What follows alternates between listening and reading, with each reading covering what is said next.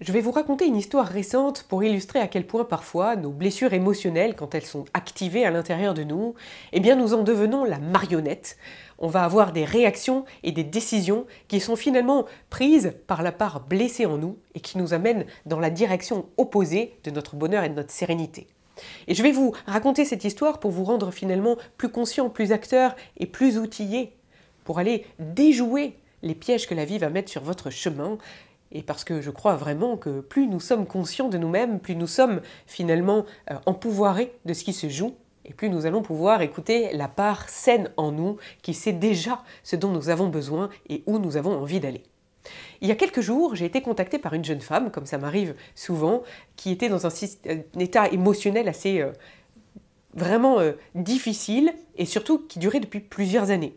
Parce que matériellement tout allait bien, mais à l'intérieur elle était dans la négativité profonde, elle n'arrivait pas du tout à ressentir de joie, à ressentir d'estime d'elle-même, et donc c'était un immense désarroi. Et ça faisait quelque temps qu'elle m'écoutait, qu'elle regardait mes vidéos et qu'elle s'était dit je vais prendre un échange avec Sarah pour aller voir si ça peut fonctionner pour moi. Après un échange ensemble, elle décide, oui, de s'engager, de signer le contrat, même si ça demande un investissement dès le départ, parce que j'aime travailler avec des gens qui font le choix d'oser, d'oser grand et d'oser aller au-delà de la peur parfois. Mais il y a 2 jours, son employeur décide d'annoncer des suppressions de postes et elle risque d'être concernée. Elle n'en a aucune idée, mais elle risque d'être concernée. Et là, elle décide, sans réfléchir, de se rétracter de l'engagement qu'elle avait pris avec moi et finalement de me dire qu'elle risque de perdre son emploi et que ce n'est donc pas le bon moment pour elle et qu'elle verra une prochaine fois. On est typiquement dans quelque chose qui peut nous arriver à nous tous quand on fait un choix vers nous, un choix avec notre cœur, un choix qui pourrait nous faire du bien parfois, et que soudain, la vie met de l'adversité sur notre chemin. Ça peut être là la menace qu'elle a rencontrée avec son employeur, mais ça aurait pu être sa grand-mère qui serait tombée malade, ou une difficulté sur sa voiture qui fait qu'il y aurait eu des réparations à engager et des frais là aussi, ou n'importe quelle excuse d'autre parce que la vie est maligne et a plein d'imagination et de créativité quand il s'agit de mettre de l'adversité devant nous.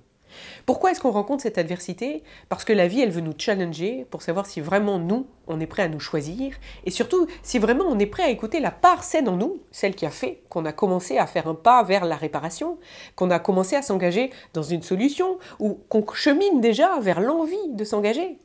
Et là, l'adversité de la vie est en train de nous dire « T'es vraiment sûr de toi? T'es vraiment sûr que tu le mérites? T'es vraiment sûr que c'est le bon moment? Franchement, tu ne devrais pas rester dans ta souffrance connue. Tu es sûr de toi? » Cette adversité-là, elle est merveilleuse parce que quand on écoute la part qui va bien, et j'ai plein d'exemples d'entrepreneurs qui font ça, qui se disent « Ouh là là, heureusement que je me suis engagé dans un accompagnement parce qu'avec toute la difficulté qui me tombe dessus, c'est le bon moment pour me faire aider, parce qu'une fois que moi j'irai bien, je vais avoir plus d'énergie pour trouver des solutions, plus d'énergie pour trouver un emploi, plus d'énergie pour gagner de l'argent, plus d'énergie pour rayonner et avoir de bonnes relations et donc être bien, et qui ont compris que finalement la clé était à l'intérieur d'eux. Et donc qui voient finalement plus souvent l'adversité comme une opportunité ou une confirmation de leur choix. Mais quand on n'a pas appris à faire ça, soit parce qu'on est salarié, soit parce qu'on n'a jamais eu cette adversité, même dans l'entrepreneuriat à traverser, et qu'on est un peu perdu, ou quand on a la blessure qui domine. Et là, typiquement, on est dans quoi? Dans la blessure d'injustice et dans la blessure d'abandon. La blessure d'injustice qui va dire « c'est pas juste, pourquoi il y a des suppressions de postes dans mon entreprise? C'est pas juste, pourquoi est-ce que le contexte n'est pas favorable à mon choix ?» mais qui finalement nous amène à être quoi? Injuste envers nous-mêmes. Puisqu'on change d'avis, on se rétracte, on sort d'un choix qu'on avait fait avec notre cœur et on est injuste envers soi. Et puis surtout la blessure d'abandon qui fait « mais attends, le plus important, c'est tout ce qu'il y a autour de toi. » Et qui nous empêche de voir qu'il y a des millions de solutions qui vont se présenter. Que peut-être c'est pas nous qui allons perdre l'emploi, que peut-être il y aura des sommes d'argent qui vont arriver, que finalement quand on sera bien à l'intérieur de nous, tout ça, ça ne sera que matériel et finalement on aura la ressource de le traverser. Mais non, quand la blessure d'abandon elle est tellement lourde, tellement grande, elle fait que quoi? On s'abandonne soi en premier. Et on fait machine arrière et on donne le pouvoir à l'extérieur plutôt que d'aller chercher comment retrouver celui qui est à l'intérieur. Alors ça me désempare pour elle, bien évidemment, je lui offre toute ma compassion, je lui fais part de tout ça et je crois profondément que ça n'est jamais à moi de convaincre qui que ce soit. Je crois que quand nous sommes prêts à enjamber l'adversité, c'est que la blessure est prête à être réparée et que certains d'entre nous ont besoin de traverser plusieurs fois, voire immensément douloureusement le mur pour se dire que oui, la solution doit être à l'intérieur de nous et que la priorité doit être probablement de mettre notre temps et notre argent au service de nous-mêmes et de notre être, avant de le mettre au service de matériel et de l'extérieur.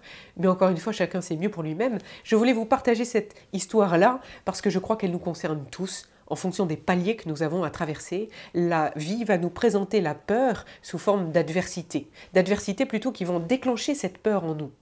Et là, il appartient à nous d'aller décortiquer. Est-ce que c'est en fait un clin d'œil de la vie, un test pour voir si nous sommes vraiment prêts, pour aller chercher finalement encore l'audace à l'intérieur de nous et vraiment nous élancer dans cette voie qu'on a choisie?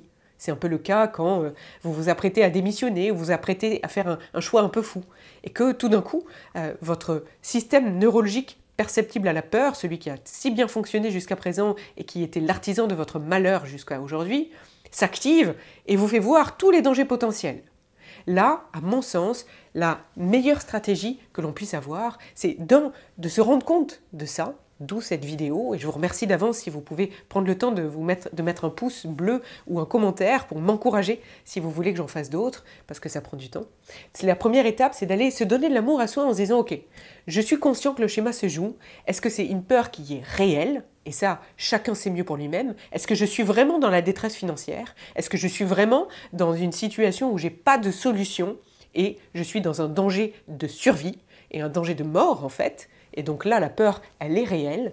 Ou est-ce qu'en fait, c'est une peur qui s'active en moi à cause de mes vieux biais d'autrefois, qui m'empêche de me choisir, qui m'empêche d'être juste envers moi, qui m'entraîne à m'abandonner encore une énième fois? Et auquel cas, comment je vais donner à nouveau la voix à la part saine qui avait fait au départ que j'avais envie de prendre un autre chemin, qui avait envie que j'aille prendre le temps de me réparer, qui avait envie que j'aille faire finalement un travail à l'intérieur pour oser cette vie à laquelle je sais au fond de moi que j'ai pleinement droit.